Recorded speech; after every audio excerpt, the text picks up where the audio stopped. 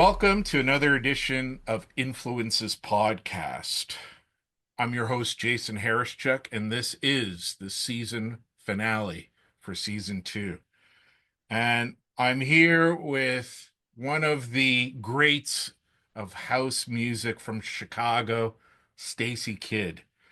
He is a three-time gold-selling producer, is one of Chicago's great talents and most prolific CEO, owner of House for Life Records and Dance for Life Records, also releasing tracks on labels such as Defected Records, Peace Frog Records, Ministry of Sound, Basement Boy Records, Yellow Range Records, Ken Lou Ma Records, Riviera Records, Dust Tracks Recordings, Daddy Recordings, After Midnight Recordings, Moody Records, Celebrity Records, Tilted Records, Kalish Records, Bumpin' City Records, Real Right Records, Dirty Music Records, and many, many more.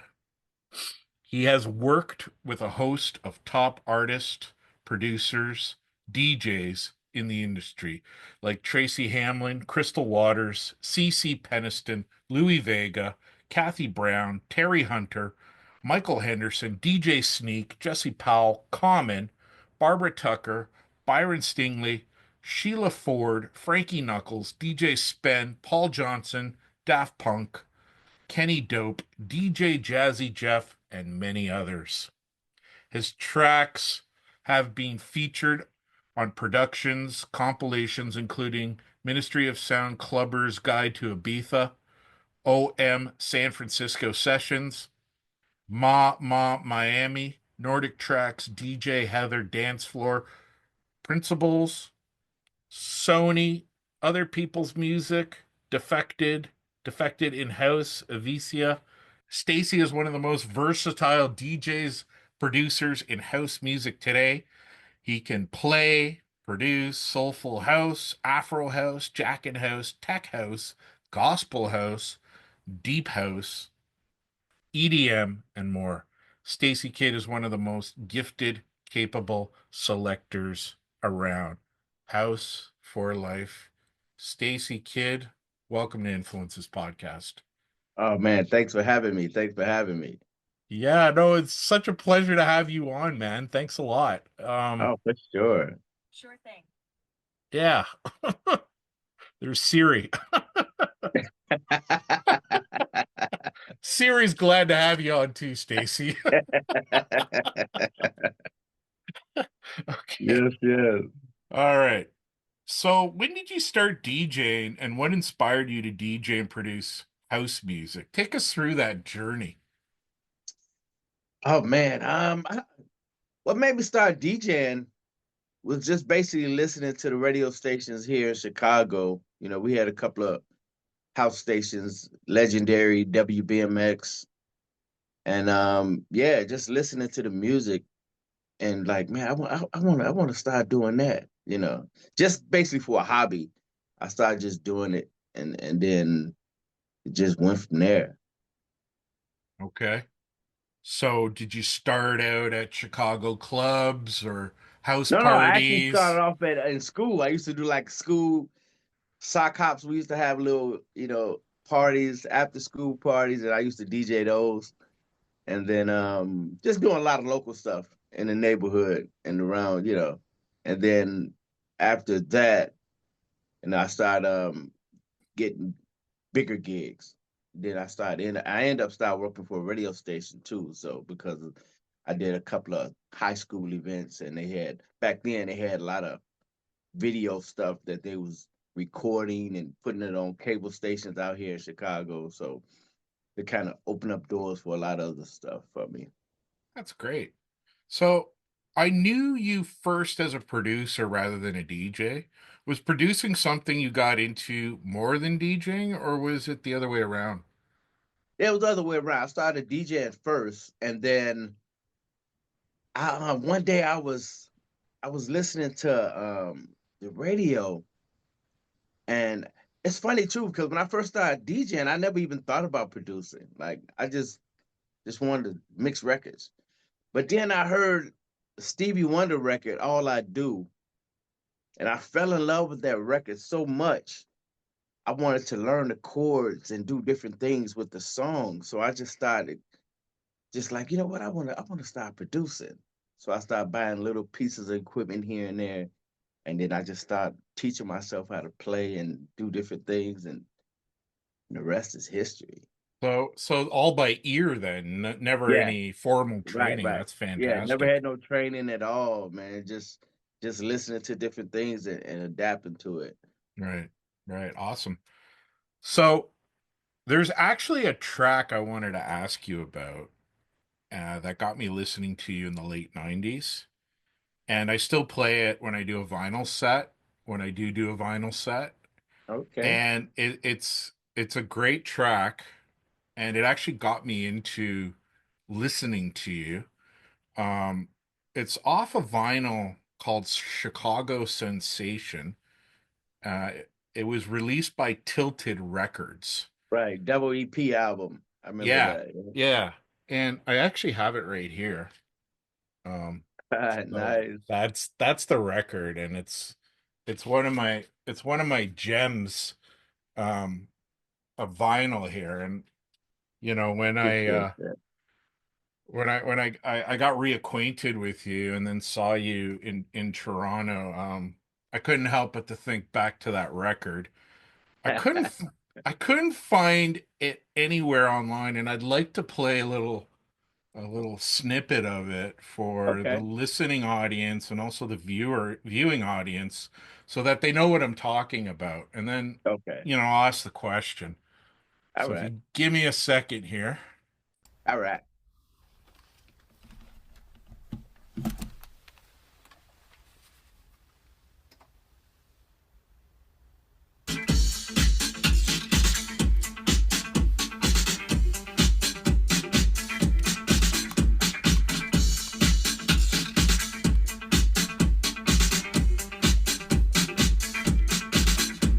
Let's party, let's party, let's party down. Let's party, let's party, let's party down, down.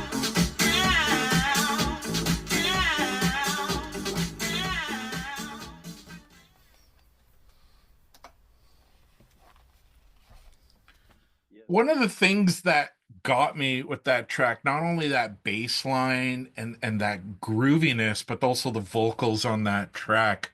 So I'd love to know on that track, Let's Party, uh, who's that singing? That's my ex-wife. No kidding. That's your Yeah, ex-wife. Wow. yeah, my ex-wife. I had a vocalist that was supposed to sing on it, Sheila Ford, and she wasn't able to get to a studio at the time to record it. So I ended up just having my wife do it, and she never sung anything ever before that. So I just had her to sing it, and I just recorded it. Wow, that's amazing. I don't even know if Yeah, I could get my wife to do that, but that's fantastic. yeah, Wow. Yeah, yes, no, sir. that's so cool. Um, I want to keep talking about this track because it's my favorite. Could you please also tell me what inspired the creation of Let's Party? Yeah, I was in Australia. I went to did a tour in Australia, and I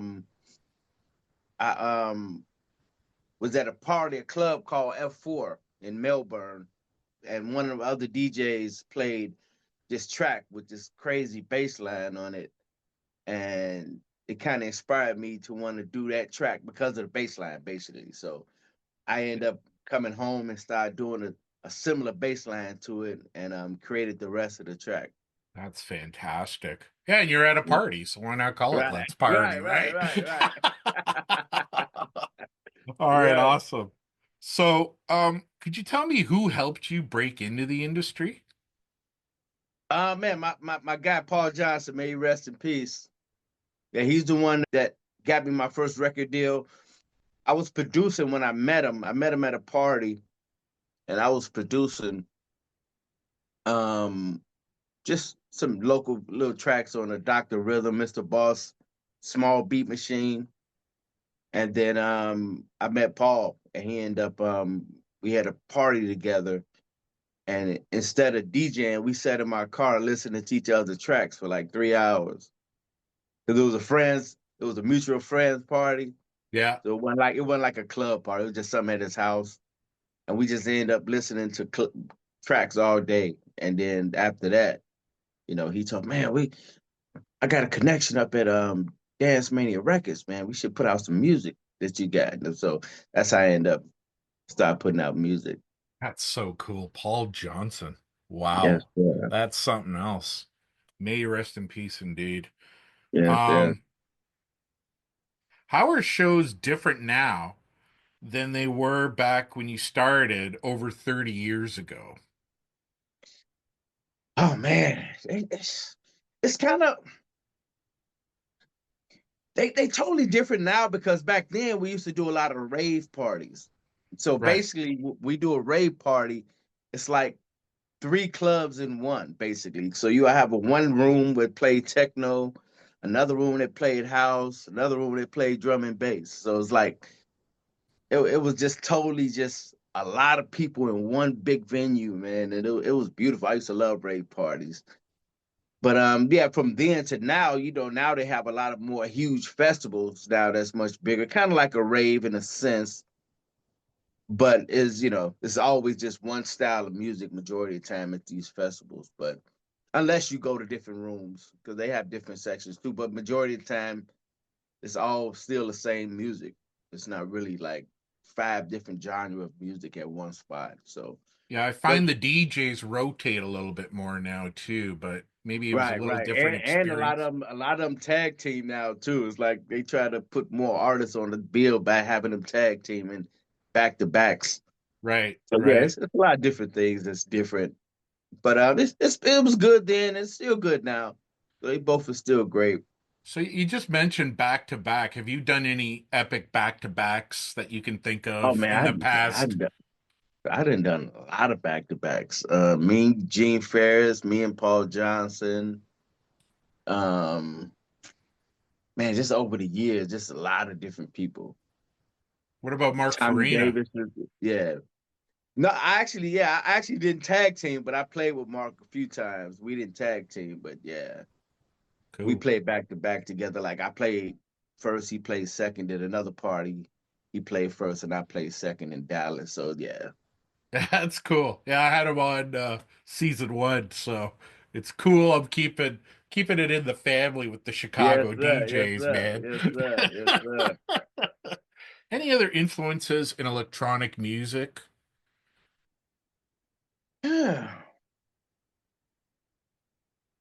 I ain't really had too many influences in electronic music. Like Stevie Wonder and Quincy Jones was my influence just in music, period. But I haven't really had any certain influence outside of Paul Johnson that kind of pushed me Okay. to do different things. So just, other music, Stevie Wonder, Quincy Right, Jones, those right, are, right. I mean, what was it about those two artists that influenced you to do what you do today? It's just that their production. Just listening to a lot of music that they did. It's just, I'm a jazz head. I love jazz music. So I love a lot of pianos and different stuff. And they both played. So it was like, yeah, that's what drove me to just adapt to listening to everything they do, you know. And then it's like from their music, so many different influences inside their music, from regular music to R&B to dance music to everything. So they produce so much different styles. So it opened up a lot of doors, and that's how I end up becoming the same way, producing hip hop, gospel, you know, soulful house, jazz. So I can produce a little bit of everything. So Yeah, and you've also worked with some really iconic people in the past. Like two that pop up from the bio are Crystal Waters and Daft Punk. What was it like working with them? And could you tell us a little bit about how you got to work with them and what you did? oh man, the funny story. Crystal Waters, I was just a fan of hers, so I ended up contacting her and getting a collab. Ended up doing a production for her for a Christmas song and a couple of other projects. And then Daft Punk, funny story. Back in early '90s, me and Paul used to go to Paris to Right. events out there, and we had a label called Riviera Records that was out of Paris. And Paul was going first before I did, but I started going too. And then these guys used to pick us up from the airport and take us to their studio, and we'd sit there and play with stuff and do different things. And come to find out, three of the guys was all one group, which was Yeah. Daft Punk. Cool. Later down the line, Cool. which was Thomas Guy and then a manager. Yeah. You know what I'm saying? So it's like I end up doing a lot of different things, and we end up bringing them to Chicago for their first U.S. tour, actually here, and we played together here in Paul's birthday party and a lot of other events. So yeah, it was a great thing to know that Paul influenced them, and then come to find out that some of the things I was doing kind of they loved and influenced a lot from that too. But yeah, they love Chicago, man. That's a great story because I'm a huge fan of Daft Punk as well. Yes, So sir. Yes, sir. that's awesome. Um, the one other DJ I saw that you've collabed with or that you worked with, who I actually went to go see a number of years ago in Toronto, was DJ Jazzy Jeff. And I want to know what the relationship's like with you two. Well, I don't really have a huge close relationship with jazz, but doing a Miami Music Conference, we used to do a lot of different things together, along with when I started working with Masters at Work, Louis Vega and Kenny Dope. So Yeah. basically, Kenny Dope is real close with jazz. So that's how I end up meeting Jazzy Jeff because of Kenny Dope. Okay, cool. And then just being within, with the label with Masters at Work, we always end up hanging out, doing basketball, celebrity games, and a lot of different things. So that's how I end up meeting Jeff. Yeah, So that's cool. I don't really have a close relationship with him, but back then we used to always hang out and do different things together So through I Masters at Work. Yeah. Yeah, so I also wanted to talk about like I call it the family of Chicago DJs now because I also talked to a Chicago DJ, DJ Very Something as well, and you guys are a really welcoming community. And I know, like on your bio, I saw DJ Heather. We talked a little bit about Mark Farina, Right. DJ Sneak as well. Right. You guys are all Chicago DJs, Yeah. and is that something that was planned out that you're kind of a band of musicians, you go out, you promote the Chicago sound, you play together, keep it in the family, or is it something that kind of organically just happened? Yeah, it actually organically happened because it's like within me doing what I'm doing, Sneak doing what he was doing, Heather doing, everybody was doing their thing separate. Right. Then once we started just doing a lot of events in Chicago, we end up collaborating and doing events together here and there. And then, Sneak moved away, Mark moved away, a lot of different people moved away. So it was like, a lot of us still was here, but we all was still traveling the world doing our own individual thing. So Right. we never really came as a collective group. Back in the day, I know, Heather, Derek Carter, Frankie, a lot of them people was a little bit more closer, because they hung out around each other and did a lot of different things together. But there's so many producers and DJs in Chicago that it's like it's kind of hard to see everybody at the same time because we all traveling the world doing different things. So Yeah, and that's one thing though. I mean, you guys are so welcoming. Like going back to the DJ Very Something comment, one thing that I found really nice and just interacting with a guy like me is that I actually love how extremely fan friendly you are, quite I honestly, appreciate that. right? I find Mark the same. And fan-friendly DJs with your kind of discography is something that, we don't really experience all that much here. There are some DJs, really big DJs out of Toronto that are like you guys. But, I do find that there's a special kinship with Chicago DJs. And you seem like you genuinely want to help out some of the up and comers, some of the up and coming artists in the industry. Could you Yeah. explain where that sense of community comes from? What came from, well, for me, it came from how I was raised in a sense, and then also the people that was around me, because Paul was the one that brought me in and helped me out.